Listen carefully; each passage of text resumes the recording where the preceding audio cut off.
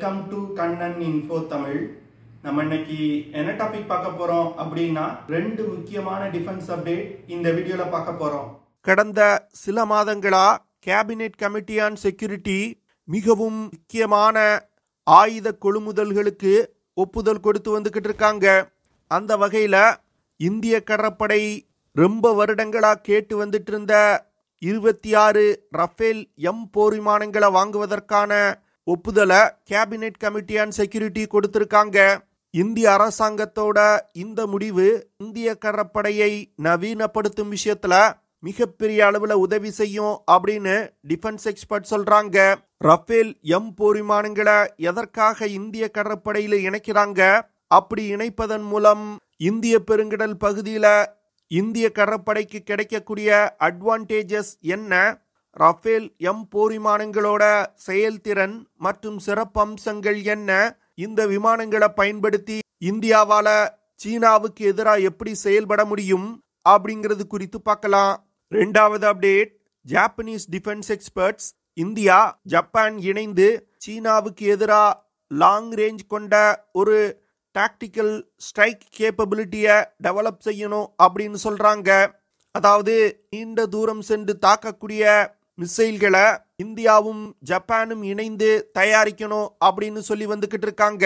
எதற்காக Japanese experts long range மிசைல்களை develop செய்யறதுல இந்தியாவும் ஜப்பானும் இணைந்து செயல்படணும்னு சொல்றாங்க.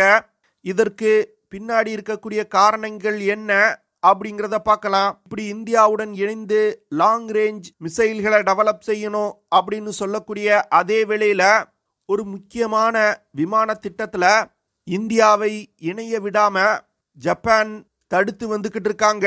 இதற்கு பின்னாடி இருக்கக்கூடிய காரணம் என்ன? ஜப்பான் ஏன் இந்தியாவை அந்த விமான திட்டத்துல இணைய விடாம தடுக்கிறாங்க அப்படிங்கிறது குறித்து நம்ம டீட்டெயிலா இந்த வீடியோல பார்க்கலாம். சமீபத்தில் பாரத பிரதமர் நரேந்திர மோடி அவர்களின் தலைமையில் நடைபெற்ற கேபினெட் கமிட்டி ஆன் செக்யூரிட்டி மீட்டிங்ல 26 ரஃபேல் எம் போர் விமானங்களை வாங்குவதற்கு ஒப்புதல் கொடுக்கப்பட்டிருக்கு. அதாவது கிட்டத்தட்ட 63,000 கோடி ரூபாய் செலவுல பிரான்சிடமிருந்து இந்த 26 ரஃபேல் எம் போர் விமானங்கள் வாங்கப்பட உள்ளது. இதுதான் இந்திய வரலாற்றில் செய்யப்பட்ட மிகப்பெரிய ஏர்கிராஃப்ட் டீல் அப்படின்னு டிஃபென்ஸ் எக்ஸ்பர்ட் சொல்றாங்க. இந்த ரஃபேல் எம் போர் விமானங்களை இந்தியா வாங்குவதற்கு முக்கியமான காரணம் இந்தியன் ஓஷன் ரீஜன்ல இந்திய கடற்படையை வலிமைப்படுத்துவதற்கு தான். சமீப காலங்கள்ல சீனா தன்னுடைய கடற்படையை மிகப்பெரிய அளவுல வலிமைப்படுத்தி வந்துகிட்டு இருக்காங்க. அமெரிக்காவுக்கு நிகரா 1,00,000 டன் எடை கொண்ட சூப்பர் கேரியர் விமானம் தாங்கி போர்க்கப்பல்களை தங்கள் படையில் இணைக்கிறாங்க. சீனா தன்னுடைய கடற்படைய அதிவேகமா மாடர்னைஸ் செஞ்சு வந்துகிட்டு இருக்காங்க. அந்த வகையில இந்திய கடற்படையை நவீனப்படுத்த வேண்டிய கட்டாயம் இந்தியாவுக்கு எழுந்திருக்கு. இதன் காரணமாக தான் இந்த ரஃபேல் எம் போர் விமானங்கள் இந்திய கடற்படைக்காக வாங்கப்படுது. பிரான்சிடமிருந்து இந்தியா 22 சீட்டர் ரஃபேல் எம் போர் விமானங்களையும் 4 ட்வின் சீட்டர் ரஃபேல் எம் போர் விமானங்களையும் வாங்க போறாங்க. இந்த விமானங்கள் பிரத்யேகமா விமானம் தாங்கி போர்க்கப்பல்கள்ல வச்சு இயக்குவதற்காகவே உருவாக்கப்பட்டிருக்கு. சமீபத்துல இந்தியா INS விக்ராந்த் விமானம் தாங்கி போர்க்கப்பலை உள்நாட்டிலே தயாரித்து இந்திய கடற்படையில இணைச்சிருக்காங்க. இந்த INS விக்ராந்த் விமானம் தாங்கி போர்க்கப்பல்ல ரஷ்யாவிடம் இருந்து வாங்கிய MiG-29K விமானங்கள் பயன்படுத்தப்பட்டு வந்துகிட்டு இருக்கு. இதே MiG-29K விமானங்கள் தான் INS விக்ரமாதித்யா விமானம் தாங்கிய போர்க்கப்பல்லையும் பயன்படுத்தப்பட்டு வந்துகிட்டு இருக்கு. இந்த விமானங்கள் பழைய தொழில்நுட்பம் கொண்ட விமானங்கள். இந்த விமானங்களோடு இணைத்து ரஃபேல் எம் போர் விமானங்களை பயன்படுத்த இந்தியா திட்டமிட்டிருக்காங்க. ரஃபேல் எம் போர் விமானம் ஒரு 4.5 ஜெனரேஷன் விமானம். இந்த விமானங்கள் விமானம் தாங்கி போர்க்கப்பல்ல இருந்து ஸ்டோபார் முறையில் ஆப்ரேட் செய்யப்பட உள்ளது. அதாவது ஸ்டோபார் அப்படிங்கிறது short take off but arrester recovery தொழில்நுட்பத்தின் மூலமா ரஃபேல் எம் போர் விமானங்கள் விமானம் தாங்கி போர்க்கப்பல்ல வச்சு இயக்கப்பட உள்ளது. ரஃபேல் எம் போர் விமானங்கள்னால 9.5 டன் எடை கொண்ட ஆயுதங்களை சுமந்து சென்று தாக்குதல் நடத்த முடியும். குறிப்பா air to air, air to ground மற்றும் எதிரி போர்க்கப்பல்களுக்கு எதிராக செய்யக்கூடிய ஆன்டி ஷிப் ஆபரேஷன் போன்ற பல்வேறு விதமான ஆபரேஷன்களை கேரி அவுட் செய்ய முடியும். குறிப்பா அஃபென்சிவ் மற்றும் டிஃபென்சிவ் ஆபரேஷன்களை இந்த விமானங்களை பயன்படுத்தி செய்ய முடியும். இன்னும் ஓரிரு வாரங்கள்ல இந்தியாவுக்கும் பிரான்சுக்கும் இடையே இறுதி ஒப்பந்தம் கையெழுத்திடப்பட உள்ளது. 2029 வருடம் பிரான்ஸ் இந்தியாவுக்கு இந்த விமானங்களை சப்ளை செய்ய ஆரம்பிப்பாங்க. 2031க்குள்ள 26 ரஃபேல் எம் போர் விமானங்களை சப்ளை செய்து முடிப்பாங்க. வெறும் 48 மாதத்துல பிரான்ஸ் இந்த 26 ரஃபேல் எம் போர் விமானங்களை இந்தியாவுக்கு சப்ளை செய்து முடிப்பாங்க. இந்த 26 ரஃபேல் போர் விமானங்களும் இந்திய கடற்படையில் பயன்பாட்டில் உள்ள INS விக்ராந்த் மற்றும் INS விக்ரமாதித்யா விமானம் தாங்கி போர்க்கப்பல்கள்ல பயன்படுத்தப்பட உள்ளது. ரஃபேல் எம் போர் விமானத்துல அதிநவீன மிட்டியார் ஏர் டு ஏர் மிசைல், எதிரி போர்க்கப்பல்களை தாக்குவதற்கு பயன்படும் Exocet anti missiles, Scalp precision guided units போன்ற ஆயுதங்கள் இணைக்கப்பட்டிருக்கு. இந்த விமானங்களை பயன்படுத்தி மேரிடைம் ஸ்ட்ரைக், ரெக்கனசன் போன்ற ஆபரேஷன்களை கேரி அவுட் செய்ய முடியும். அது மட்டும் இல்லாம ரஃபேல் போர் விமானத்துல அதிநவீன AESA ரடார் இணைக்கப்பட்டிருக்கு. ஸ்பெக்ட்ரா அப்படிங்கிற ஒரு எலக்ட்ரானிக் வார்ஃபேர் சூட் சிஸ்டம் இந்த விமானத்துல இணைக்கப்பட்டிருக்கு. இதனால எதிரி மிசைல் தாக்குதல்ல இருந்து இந்த விமானத்தை பாதுகாத்து கொள்ள முடியும். இந்தியா இந்த ரஃபேல் எம் போர் விமானத்தை சீனாவின் J-15 விமானத்தை எதிர்த்து போரிடுவதற்காக வாங்குறாங்க. அதாவது சீனா தன்னோட கடற்படைய அதிவேகமா நவீனப்படுத்தி வந்துகிட்டு இருக்காங்க. சீனா 2 விமானம் தாங்கிய போர்க்கப்பல்களை சவுத் சைனா சி பகுதியில இயக்கி வந்துகிட்டு இருக்காங்க. இந்த விஷயங்களை கவுண்டர் பேலன்ஸ் செய்வதற்கு தான் இந்தியா இந்த ரஃபேல் எம் போர் விமானங்களை பிரான்சிடமிருந்து வாங்குறாங்க. இதன் மூலமா இந்திய பெருங்கடல் பகுதியில வளர்ந்து வரக்கூடிய சீன அச்சுறுத்தல்களை இந்தியாவால சமாளிக்க முடியும். அது மட்டும் இல்லாம Arabian sea, state of Malacca, bay of Bengal போன்ற பகுதிகளிலையும் சீன கடற்படைய இந்தியாவால எதிர்கொள்ள முடியும். இந்தியா புதிதாக வாங்க உள்ள இந்த 26 ரஃபேல் எம் போர் விமானங்கள் தவிர இந்திய விமானப்படையில 36 ரஃபேல் போர் விமானங்கள் பயன்பாட்டில் இருந்து வருது. இந்த 2 விமானங்கள்லையும் பயன்படுத்தப்படும் உதிரி பாகங்கள் 90% சிமிலரா தான் இருக்கும். இதனால இந்தியாவால இந்த விமானங்களை மிக எளிதா மெயின்டைன் செய்ய முடியும். விமானங்களுக்கு தேவையான உதிரி பாகங்களை ஒரே நிறுவனத்திடமிருந்து வாங்கி இந்தியாவால பயன்படுத்த முடியும். இதனால தேவையில்லாமல் ஏற்படக்கூடிய கால தாமதங்களை குறைக்க முடியும். இந்த 63,000 கோடி ரூபாய் ஒப்பந்தம் அப்படிங்கிறது வெறும் விமானங்களை வாங்குவதற்கு மட்டுமான ஒப்பந்தம் கிடையாது. அதாவது விமானங்களை மெயின்டைன் செய்வது, விமானங்களுக்கு தேவையான லாஜிஸ்டிக்ஸை சப்ளை செய்வது, நமது விமானிகளுக்கு பயிற்சி கொடுப்பது, விமானங்களுக்கு தேவையான உதிரி பாகங்களை இந்தியாவிலே தயாரிப்பது போன்ற பல விஷயங்கள் அடங்கியதுதான் இந்த ஒப்பந்தம். இந்திய கடற்படை மற்றும் இந்திய விமானப்படையில ஒரே விதமான விமானங்கள் இணைக்கப்படுவது ஒரு நல்ல விஷயமா நான் பார்க்கிறேன். நீங்க என்ன நினைக்கிறீங்க? இந்தியா இந்த ரஃபேல் எம் போர் விமானங்களை வாங்குவது சரியா சரியில்லையா அப்படிங்கிறத கமெண்ட் பண்ணுங்க. அடுத்த அப்டேட், சமீபத்தில் ஜாப்பனீஸ் டிஃபென்ஸ் எக்ஸ்பர்ட்ஸ் 2000 முதல் 3000 கிலோமீட்டர் தாக்குதல் வரம்பு கொண்ட லாங் ரேஞ்ச் டாக்டிக்கல் மிசைல்களை இரு நாடுகளும் இணைந்து தயாரிக்கணும் அப்படின்னு சொல்றாங்க. அப்படி தயாரிப்பதன் மூலம் வரும் காலத்துல சீனாவை ஜப்பான் மற்றும் இந்தியா எதிர்கொள்ள முடியும் அப்படின்னு அவங்க சொல்றாங்க.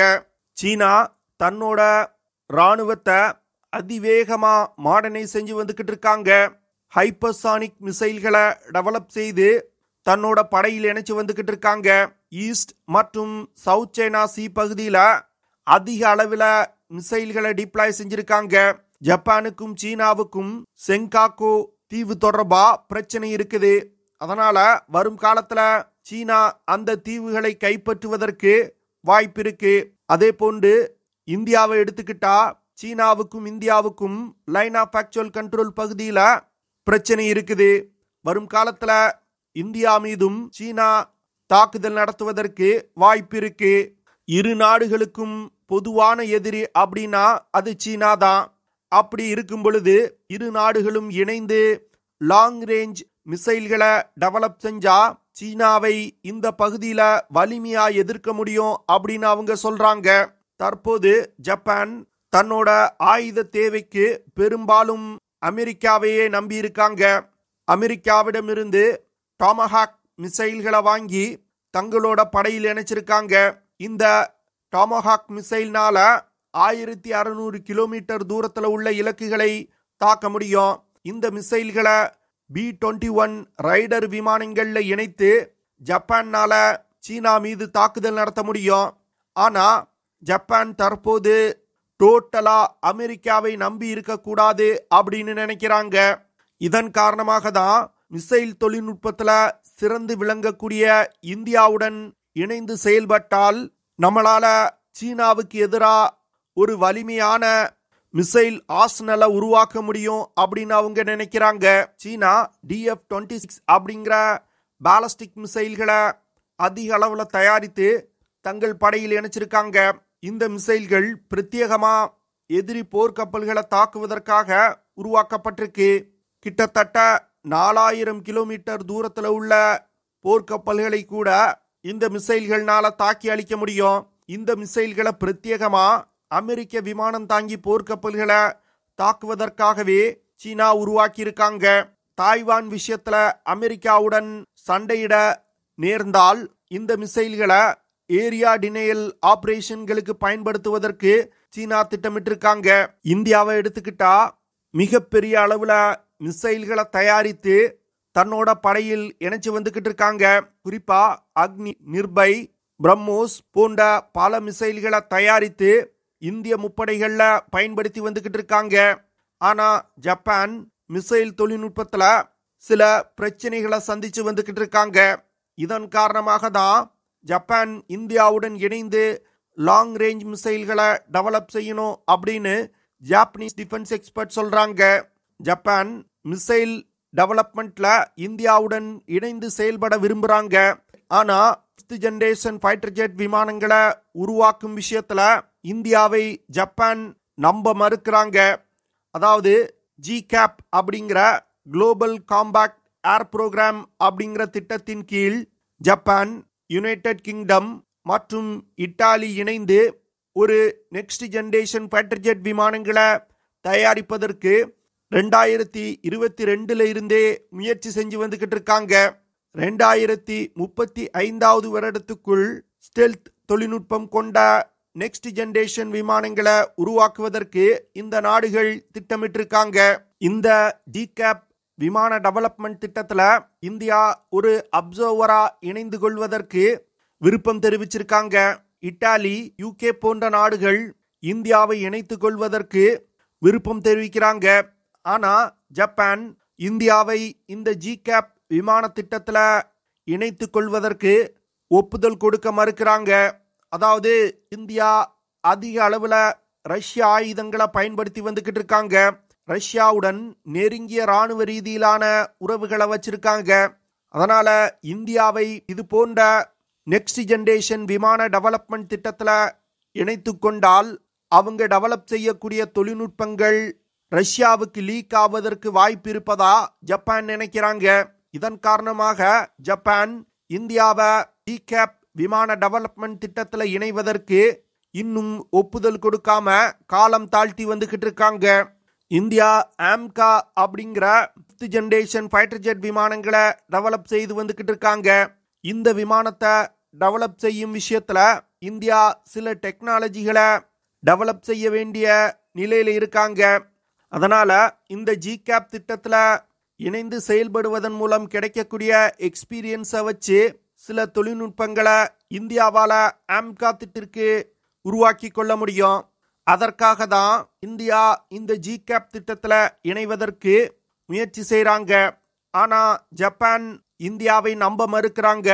இந்தியா ஐரோப்பால பல நாடுகளிடமிருந்து ஆயுதம் வாங்குறாங்க. அமெரிக்காவிடமிருந்து Apache helicopters, P-8 maritime patrol aircrafts போன்ற ஆயுதங்களை வாங்கி பயன்படுத்துறாங்க. இஸ்ரேலிடமிருந்து பல்வேறு விதமான ஆயுதங்களை வாங்கி பயன்படுத்தி வந்துகிட்டு இருக்காங்க. பிரான்சிடமிருந்து ரஃபேல் போர் விமானங்களை வாங்கி பயன்படுத்தி வந்துகிட்டு இருக்காங்க. அந்த நாடுகளோட எந்த தொழில்நுட்பத்தையும் இந்தியா ரஷ்யாவுக்கு சொன்னது கிடையாது. அப்படி இருக்கும் பொழுது ஜப்பான் இந்தியாவை GCAP திட்டத்துல சேர விடாமல் தடுப்பதற்கு பின்னாடி சில அரசியல் காரணங்கள் தான் இருக்குது. இந்தியா விமான தொழில்நுட்பத்தை கொடுத்துருவாங்க அப்படின்னு சொல்வது சும்மா மேற்கத்திய நாடுகளை ஏமாற்றுவதற்கு தான்.